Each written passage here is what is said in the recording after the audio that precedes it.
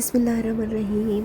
आज आइए मेरे साथ खाना काबा की पुरफ़िज़ा मुकाम में, और यहाँ से मैं आपको कुछ तो चीज़ें लाइव दिखाऊंगी और कुछ अपनी जज्बाती बातें भी आपके साथ शेयर करूँगी। मुझे नहीं मालूम कि आपको मेरी बातें कैसी लगती हैं, लेकिन मेरा दिल चाहता है कि मैं जो कुछ महसूस कर रही हूँ मैं आपके साथ शेयर करती जाऊँ। तो जी, ये सब वो वाक़यात हैं जो कल गुज़रे हैं और आज मैं उनको अपलोड कर रही हूँ आपके लिए, क्योंकि मैं हर रोज़ आपके साथ अपनी दास्तान शेयर करने वाली हूँ। क्योंकि मैं चाहती हूँ कि मेरा कोई दिन भी मेरे लिए ख़ास ना हो, सबके लिए ख़ास हो जाए। मैं जैसे ही सुबह आँख खोली तो मेरी रूममेट जल्दी जल्दी कुछ नोट्स बना रही थी, तो मैंने भी उनसे मालूमात ली कि वो क्या बना रही हैं।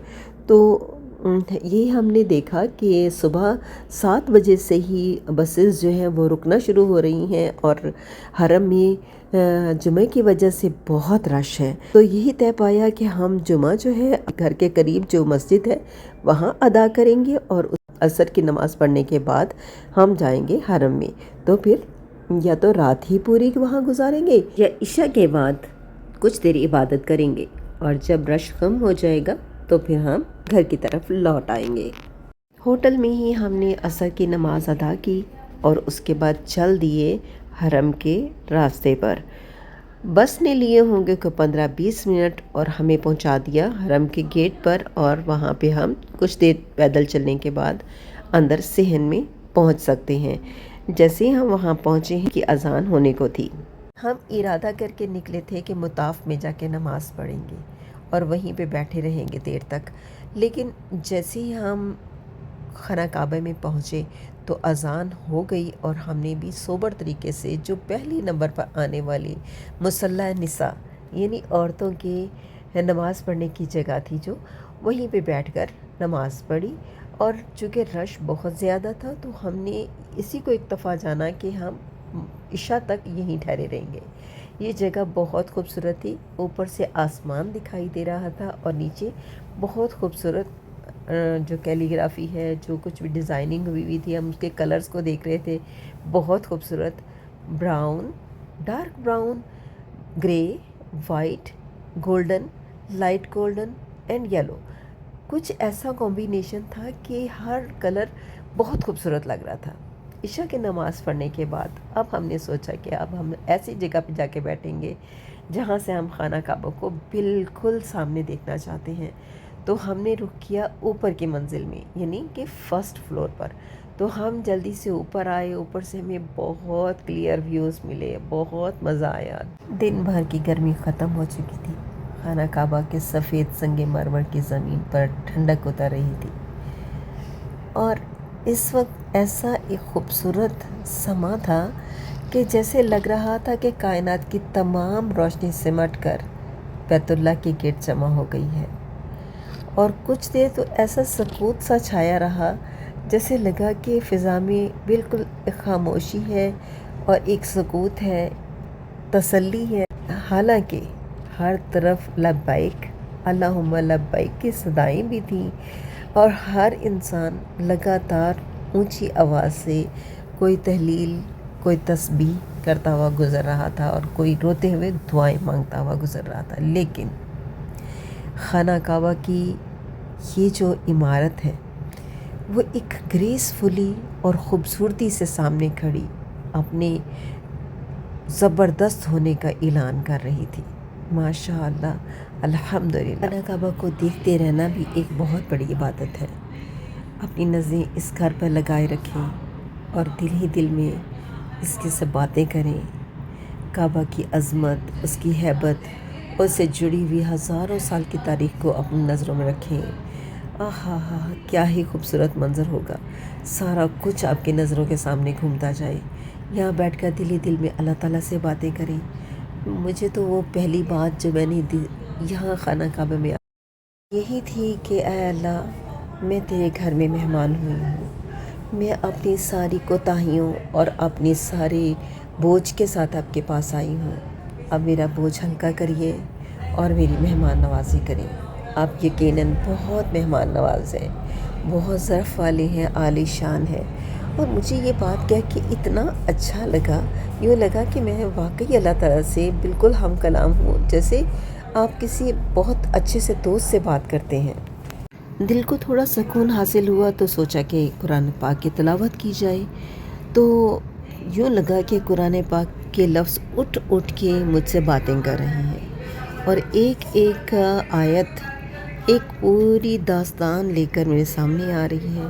مجھے ایسے لگا کہ میں ان لفظوں کے ساتھ اللہ تعالیٰ سے ہم کلام ہو رہی ہوں۔ الحمدللہ الحمدللہ الحمدللہ۔ جی، یہ جو سین ہے یہ عشاء کے بعد کا سین ہے۔ سب لوگ یہاں طواف میں مصروف ہیں اور ہم فرسٹ فلور سے ان کو دیکھ رہے ہیں، اور خانہ کعبہ بہت حسین لگ رہا ہے۔ باہر کی روشنیاں اور لوگوں کا اس طرح گھومنا، ایسے لگ رہا ہے کہ پروانے ہیں جو ایک روشنی کے گرد گھوم رہے ہیں۔ اب جب دل کو سکون ہوا تو یہاں خانہ خدا کے سامنے بیٹھی ہوں۔ دوستوں کی امانت، سلام اور دعائیں، وہ سب دوست عزیز جنہوں نے اپنی امید کے ساتھ اب میرے ہاتھ سلام بھیجا ہے، یہاں بیٹھ کر ایک ایک کا نام لوں گی، ان کی پریشانیاں، ان کی خوشیاں، ان کی حاجات اللہ کے سامنے بیان کروں گی۔ اور یہ کتنی بڑی سعادت ہے میرے لیے کہ میں ان کا نام اللہ کے حضور لے رہی ہوں، اور اپنے پیاروں کا نام لے لے کر اللہ سے دعائیں مانگ رہی ہوں۔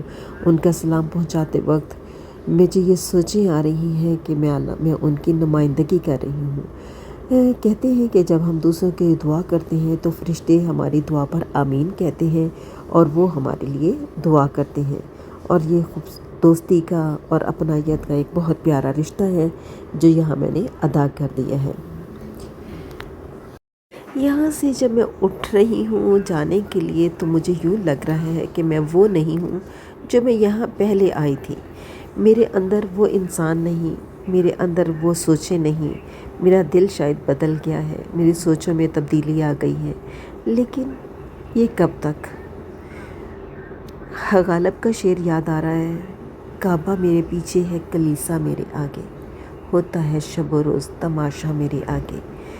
تو یہاں سے ہم نکلے ہیں اور سامنے کلاک ٹاور ہے، کلاک ٹاور میں آ گئے ہیں، اور یہاں پہ کیونکہ بہت دیر ہو چکی ہے، ہم اپنی بلڈنگ میں جائیں گے تو وہاں پہ کھانے کا سلسلہ ختم ہو گیا ہوگا، تو ہم یہاں سے کچھ اپنے لیے، اپنی جو پیٹ کا جو اللہ تعالیٰ نے دوزخ لگایا ہے اس کو ہم بھرنے کے لیے یہاں آئے ہوئے ہیں، اور ہم یہاں پہ کچھ کھائیں پیئیں گے، انجوائے کریں گے، مزہ کریں گے، اور پھر یہی کہوں گی کہ کعبہ میرے پیچھے ہے، کلیسا میرے آگے۔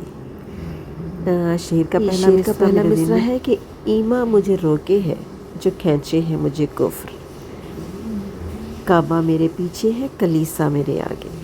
یہ نہ تو کلیسا ہے، نہ یہ ایمان کے راستے میں رکاوٹ بننے والی کوئی بلڈنگ ہے، کیونکہ انسان ہے، اس کو عبادت کے ساتھ ساتھ، روحانی عبادت کے ساتھ ساتھ جسمانی ضروریات بھی اس کے ساتھ لگی ہیں، اور اپنے پیاروں کے لیے کچھ تحفے بھی لے کر جانے ہیں، تو یہاں سارا اہتمام ہے، فارمیسیز ہیں، آپ تحفے لے سکتے ہیں، اور کھانے کی بے شمار ورائٹیز ہیں جو آپ آرام سے کھا پی سکتے ہیں، اور اپنی انجوائے کر کے اپنی واپس رہائش گاہ پر جا سکتے ہیں۔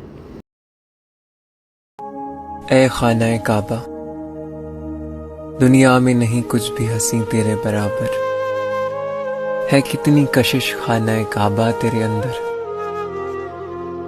پڑتے ہی نظر تجھ پہ ابھر آتے ہیں آنسو، روکے نہیں رکتے نکل آتے ہیں آنسو، ملتا ہے سکون بس تیری چوکھٹ کو پکڑ کر، ہے کتنی کشش خانہ کعبہ تیرے اندر۔